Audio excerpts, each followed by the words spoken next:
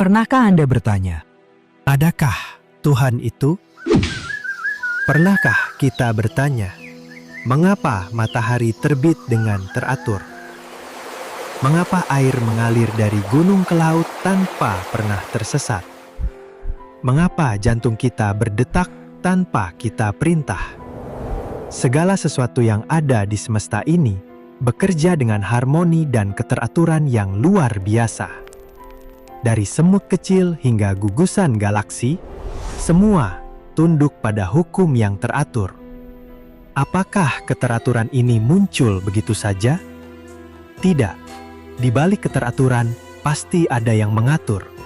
Di balik ciptaan, pasti ada Sang Pencipta. Tuhan tak terlihat, tapi terasa. Banyak yang berkata, kalau Tuhan itu ada, tunjukkan wujudnya.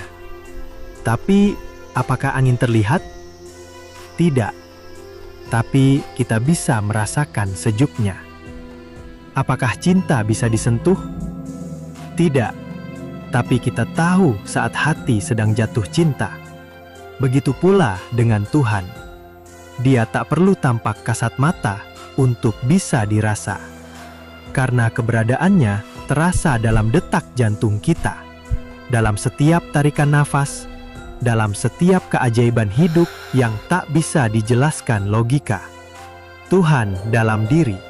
Dalam ajaran kejawen dikenal istilah sangkan paraning dumadi, asal dan tujuan dari segala yang ada. Kita lahir bukan dari kehampaan. Kita berasal dari sesuatu yang suci, agung, dan penuh kasih. Dan kepadanya pula kita akan kembali. Tuhan bukan hanya di langit, tapi juga di dalam hati yang jernih, dalam kesadaran yang hening, dalam hidup yang selaras dengan alam dan sesama. Tanda-tanda kehadiran Tuhan. Lihatlah ketika kita berdoa dalam kesulitan, dan tiba-tiba ada pertolongan yang datang dari arah tak disangka. Atau ketika kita hampir menyerah, namun hati tiba-tiba dikuatkan kembali. Apakah itu kebetulan? Tuhan itu ada. Kita tak perlu melihat Tuhan dengan mata, karena Tuhan bisa kita temui dalam hening batin dan kepekaan jiwa. Selama kita hidup dengan kejujuran, cinta kasih, dan kesadaran, Tuhan bukan hanya ada, tapi selalu dekat.